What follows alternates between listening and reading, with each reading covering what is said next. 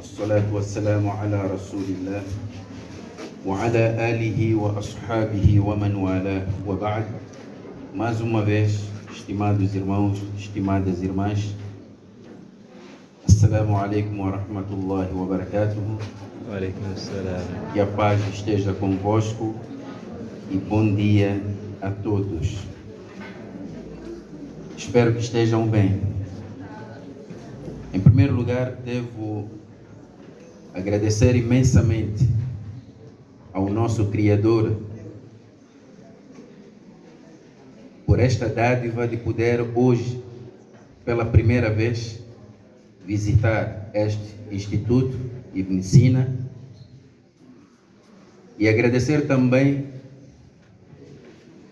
a direção desta instituição pelo convite que foi formulado e agradecer também por este espaço que me é concedido para dirigir algumas palavras diante de vossas excelências e também apresentar o tema que me foi solicitado para preparar, que era falar um pouco e de forma bastante resumida acerca do Islã e a ciência. Estamos a falar do Islã como religião e a ciência.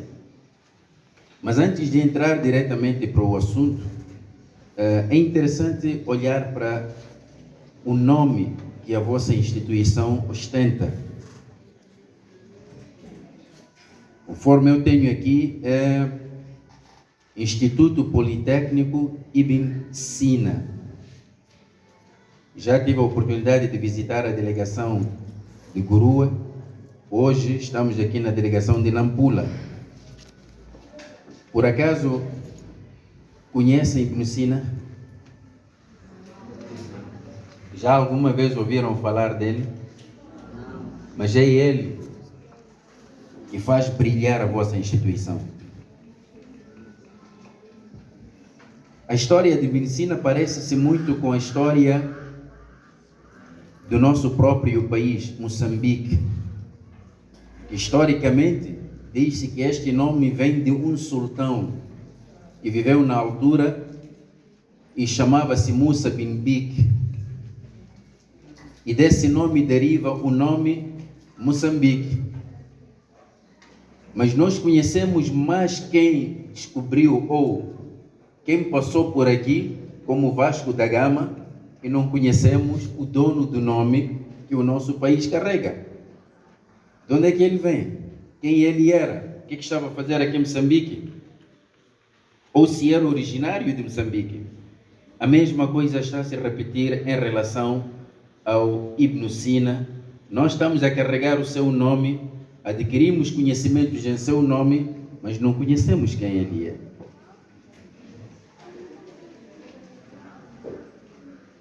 Mas daqui a pouco vamos ter um contacto com Ibn Sina. A questão da ciência, por muito tempo, estimados irmãos, o mundo todo pensou que entre religião e ciência havia uma contradição clara e um distanciamento. O que significava que qualquer pessoa, que quisesse seguir a ciência, ele necessariamente tinha que se distanciar da religião. E se quisesse seguir a religião, tinha que necessariamente distanciar-se da ciência. E não havia possibilidade de conciliação entre estes dois.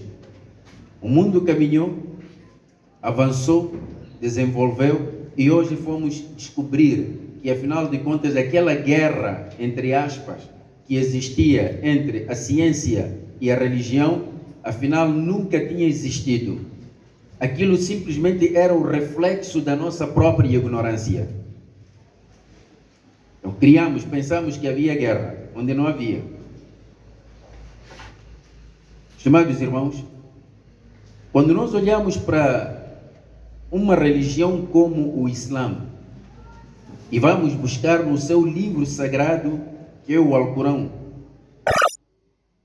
o que nós vamos encontrar? Vamos encontrar as primeiras palavras da revelação divina, que estabeleceram um contato entre o céu e a terra, foram 5 palavras, 5 versículos contidos no Alcorão. Era o início da revelação. E neste início da revelação, encontramos este grande livro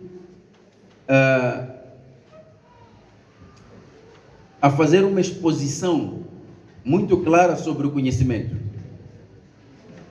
Diz: Bismillahirrahmanirrahim, Iqra bismi rabbika alladhi khalaq. Lê em nome do teu Senhor que criou.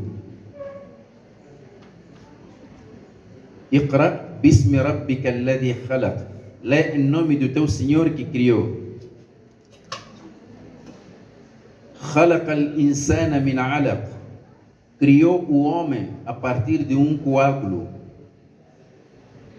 de sangue. Iqra wa rabbuka al-akram. Lê, porque o teu Senhor é o generosíssimo. Alladhi 'allama bil qalam, que ensinou através da pena. 'Allama al-insana ma lam ya'lam.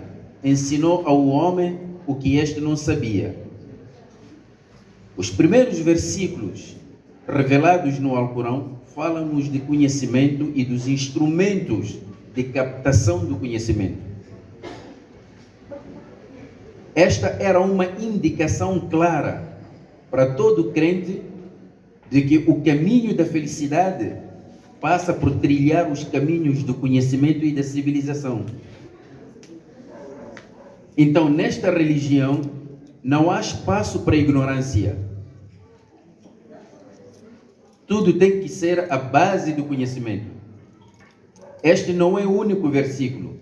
O Alcorão depois vai nos trazer vários incentivos para o conhecimento e a captação do conhecimento, tanto que a palavra ilm, que significa conhecimento, vai nos surpreender quando nós descobrimos que no livro sagrado esta palavra e seus derivados foi repetida 798 vezes. O que significa que, em média, e o Alcorão é composto por 114 capítulos, significa que, em média, a questão do conhecimento é mencionada 7 vezes em cada capítulo do Alcorão. Logo, não há espaço para a ignorância. Então, o Alcorão veio mobilizar as pessoas, veio mobilizar as mentes e veio libertar as mentes para irem atrás do conhecimento. Foi por esta razão que os muçulmanos, na medida em que iam avançando, na medida em que iam conquistando territórios e na medida em que entravam em contato direto com as civilizações que existiam na época, então os muçulmanos desenvolveram uma campanha de captação do conhecimento sem precedentes. E nós, quando falamos na história, os historiadores, quando nos ensinam e fazem a divisão das da história, falam daquele período em que se convenceu chamar de período medieval. De certeza já ouviram falar do período medieval. O que era período medieval? Era o período das trevas, da escuridão. Ou estou enganado? Era isso. O período medieval era o período das trevas, antes do iluminismo. E antes de entrarmos para o período contemporâneo. Mas o que eles não nos falam, os historiadores, o que eles não nos falam, na verdade, é que o período medieval não era um período que abrangia todo o planeta. Não. Este período era um período de trevas e de escuridão apenas em relação à Europa.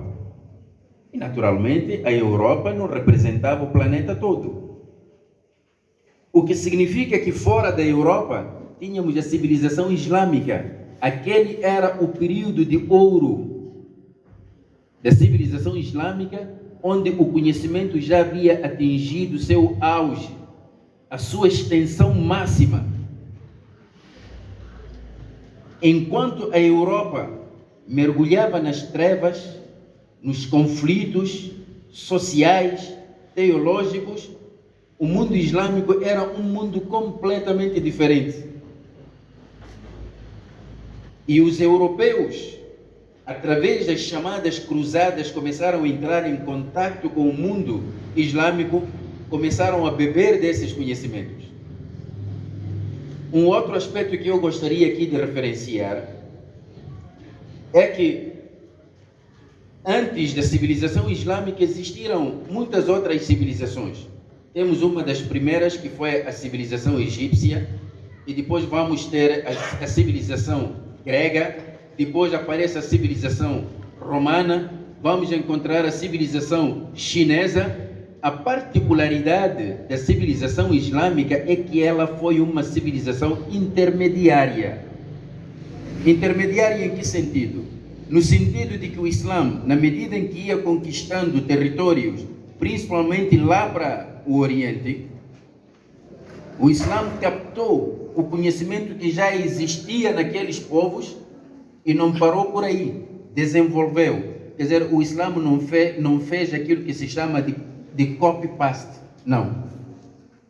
Recebeu, absorveu, depois aprimorou e reproduziu. A Europa teve contato com o conhecimento grego e romano através da civilização islâmica. Por quê? Os cruzados, quando vieram, alguns dos seus homens estudaram nas grandes universidades islâmicas, como a Universidade de Córdoba, que hoje é atual Portugal, tanto que, se vocês forem a ver, a maior parte do vocabulário português tem suas origens no árabe. Nós, no árabe, temos o artigo definido al, e toda palavra em português que começa do al deriva já de lá de origens árabes, como a questão de almofada, que os árabes chamam de al-mahadda.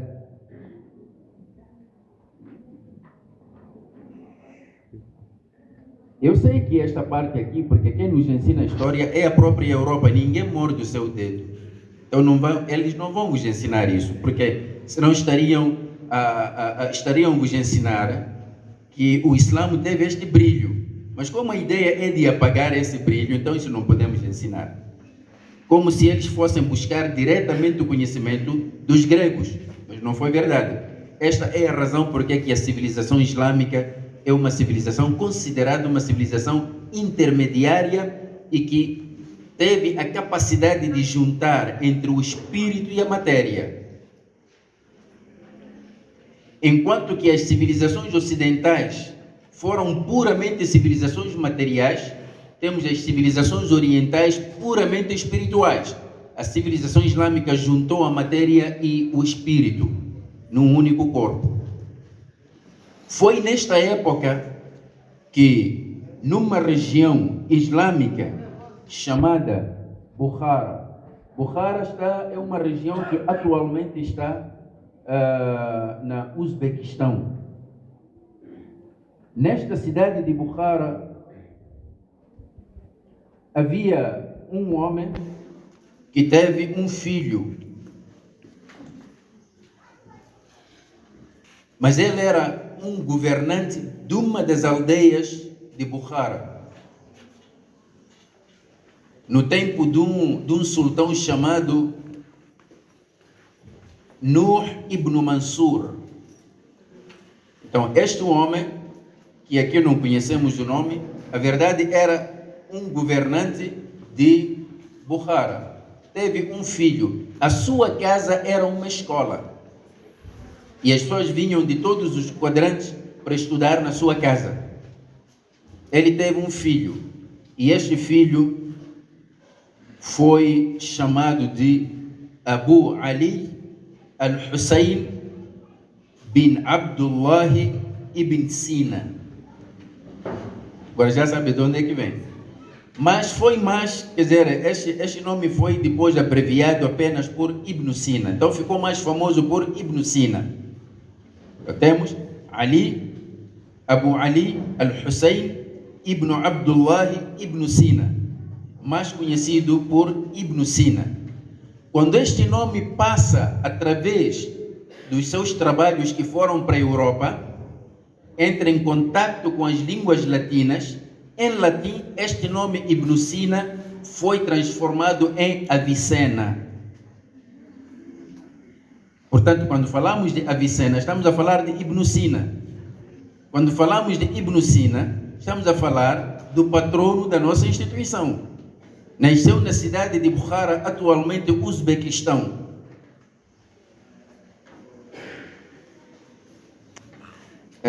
Ele nasceu em 980 depois de Cristo, ou da Era Comum. Já conhecemos agora quem foi Ibn Sina. Ainda estamos a apresentar o cartão de visita de Ibn Sina.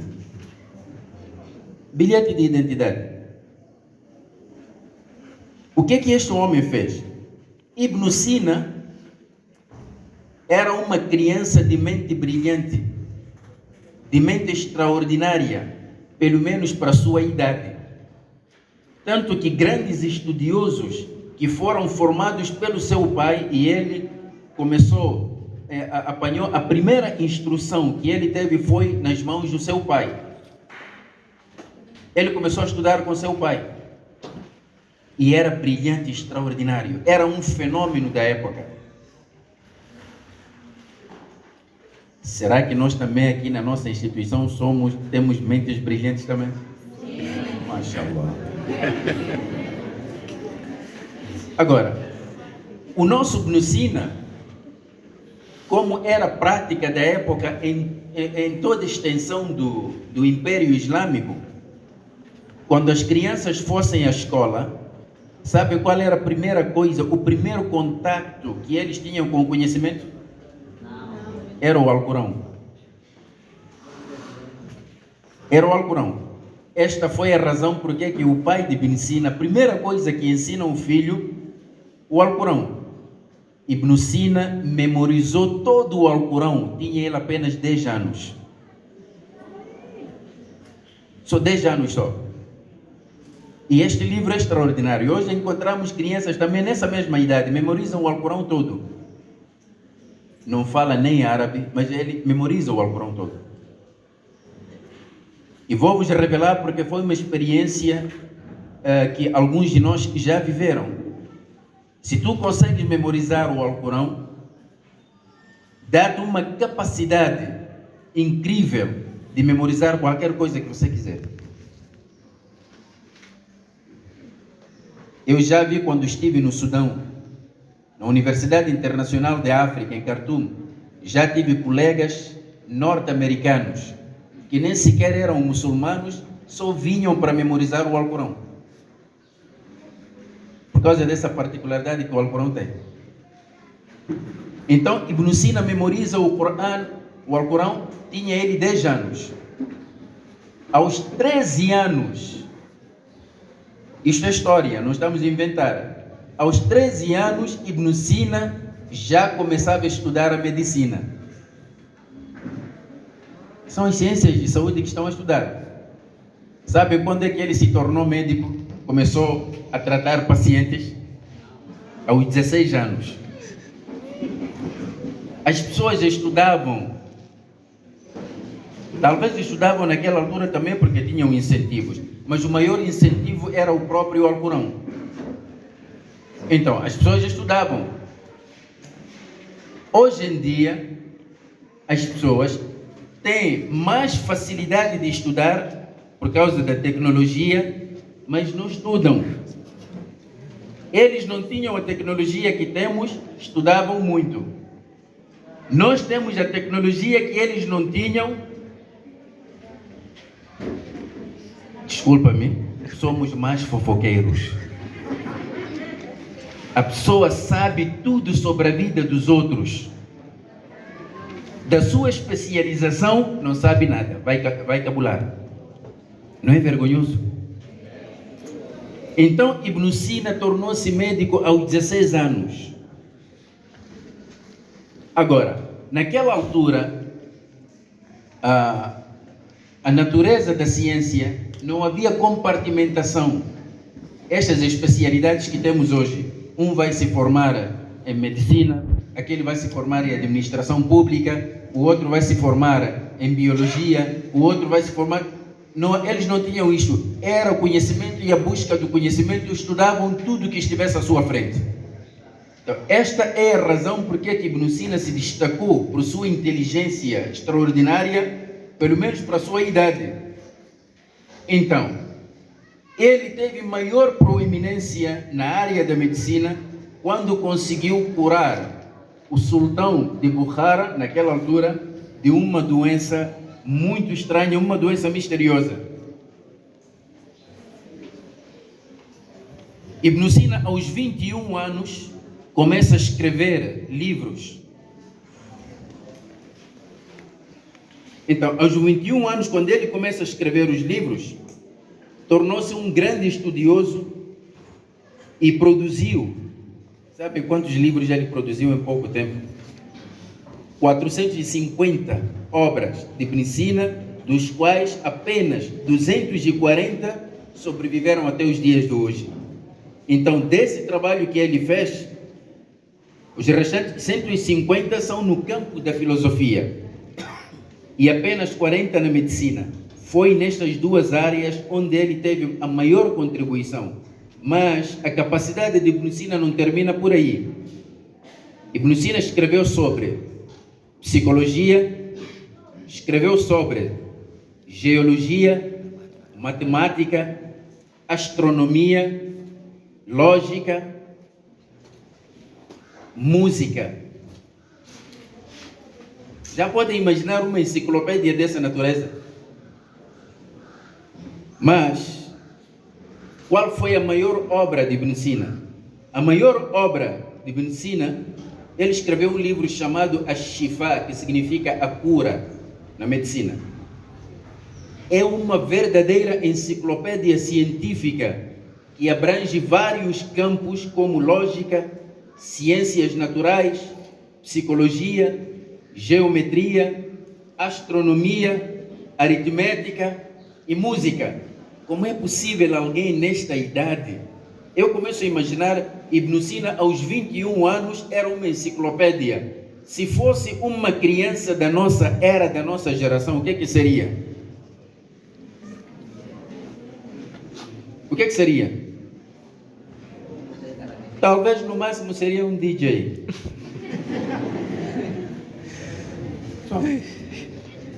Já viram as pessoas como estudavam? E hoje nós temos que, não, com a idade que tenho já não posso estudar. É possível. Este é o vosso Ibn Sina. Não parava de estudar. Em tenra idade, não tinha outra diversão. A diversão deles era a busca do conhecimento. Era um prazer. Então, ele escreveu mais um outro livro chamado Al-Qanun, a lei, na medicina também. E este livro tornou-se uma referência para as grandes universidades da Europa. Então, Ibn Sina contribuiu para a ciência da medicina moderna com tantos trabalhos que ele fez. Hoje, a Avicena é uma referência.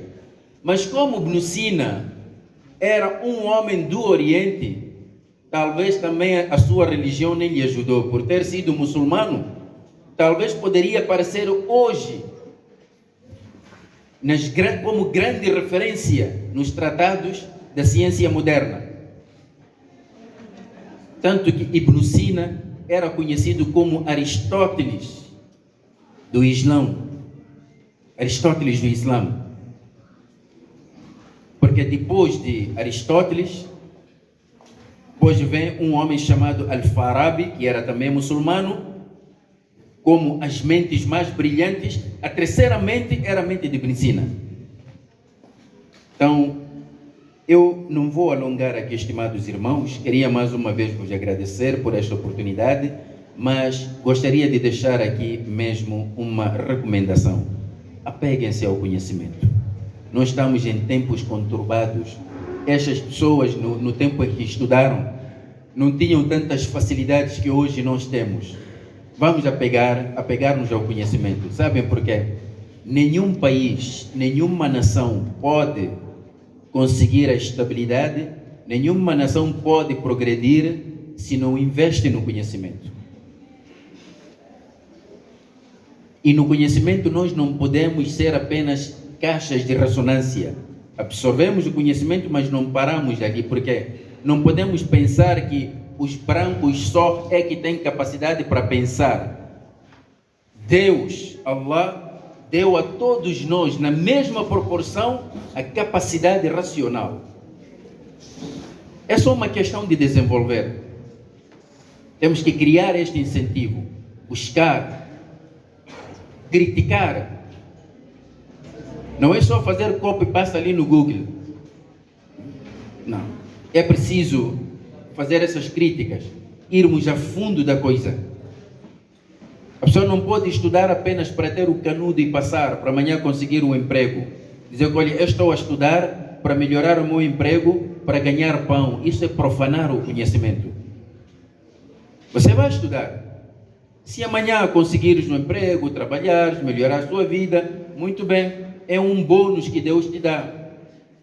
Mas não estuda para garantir pão. Pão há de vir. É por isso que até aqueles que não estudaram também têm pão. Mas é preciso respeitar a santidade do conhecimento, não profanar o conhecimento. E uma pessoa no conhecimento não pode escolher áreas. Aquilo que estiver ao seu alcance, aprenda. Nós temos a mania de desmoralizarmos até os nossos filhos, desmoralizarmos os nossos irmãos. Por exemplo, pode ser que na minha casa tenha um filho que tem uma inclinação para fazer filosofia. Por exemplo, ou psicologia. Eu, como pai, chamo meu filho. Filho, você quer fazer psicologia? Por quê? Esse conhecimento, essa cadeira aí vai te dar o quê? Sabe que agora emprego está mais na medicina. Emprego agora está no empreendedorismo. Por que não vais fazer empreendedorismo? Mas se todos nós formos empreendedores, no dia que adoecermos, quem vai cuidar de nós? Então todos nós queremos só aqueles cursos que nos garantem emprego. Isso é profanar o conhecimento. Se seu filho tem inclinação para fazer filosofia, deixa ele fazer. Se tem inclinação para fazer direito, deixa ele fazer. Se tem inclinação para fazer teologia, deixa ele fazer. Tudo é válido. Mais uma vez queria vos agradecer, estimados irmãos, que Allah vos abençoe e que abra as vossas mentes e que vos dê sucesso e que com este conhecimento que estão a adquirir aqui, saibam servir a vossa nação, saibam servir a vossa pátria. Jazakumullahu khairan. Wassalamu alaikum wa rahmatullahi wa barakatuh.